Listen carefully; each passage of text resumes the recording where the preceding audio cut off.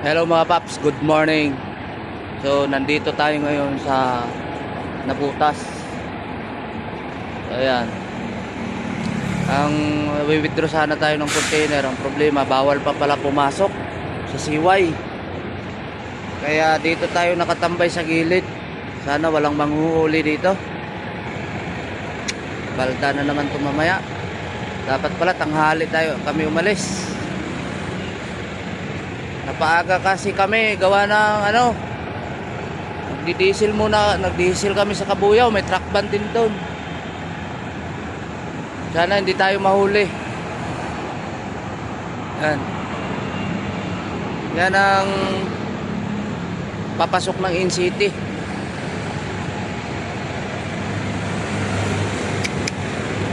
Magandang biyahe to, maganda. Huli agad to mamaya. Hanggang mamaya na lang mga paps. Mamaya ulit. Hello mga paps, good morning. So mag 11:16 at 8:16 na. Atras na tayo kasi pipila na tayo doon, baka maraming ng truck.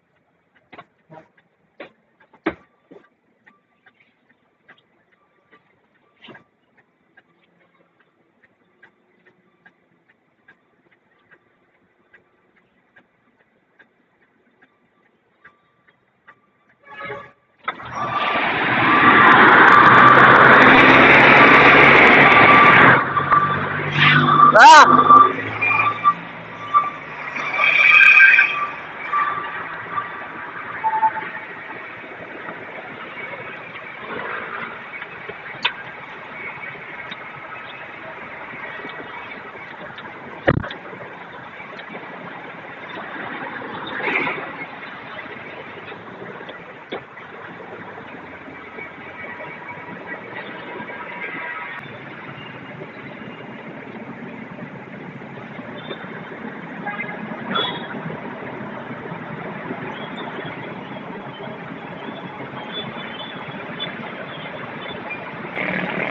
Tayo dyan.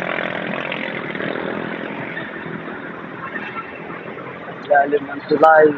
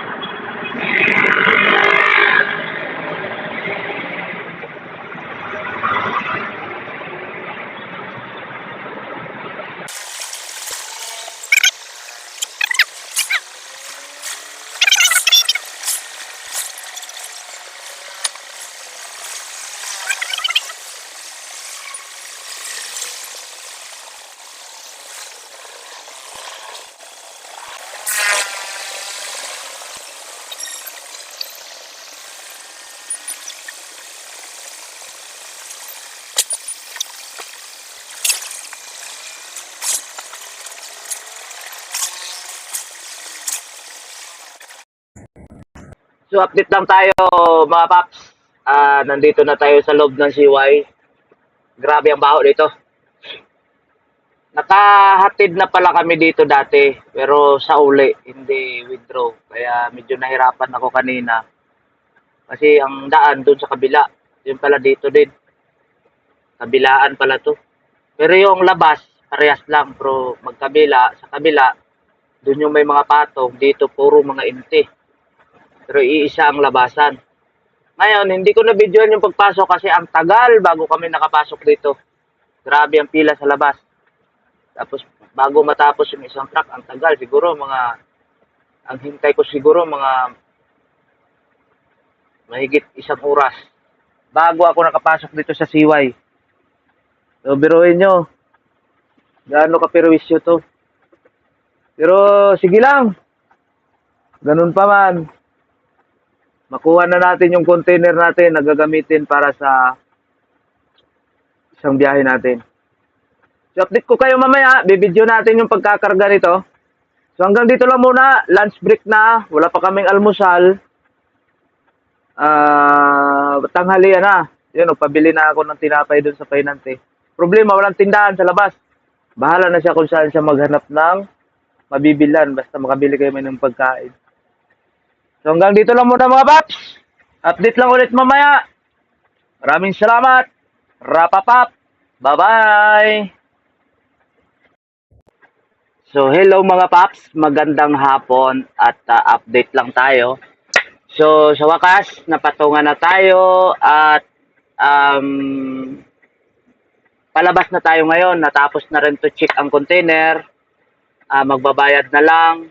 Saka po uuwi na tayo ng Malbar. So, dumating kami dito alas 5 ng umaga. At anong oras na ngayon? Mag-aalas 3 na. So, malapit na ang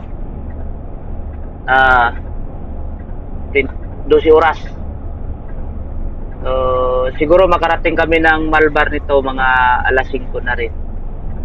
So,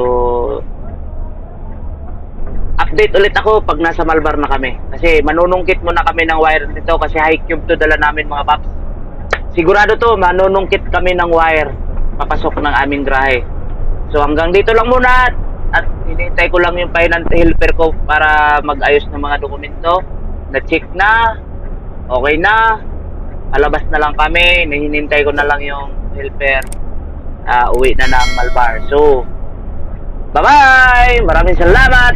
Rapapap!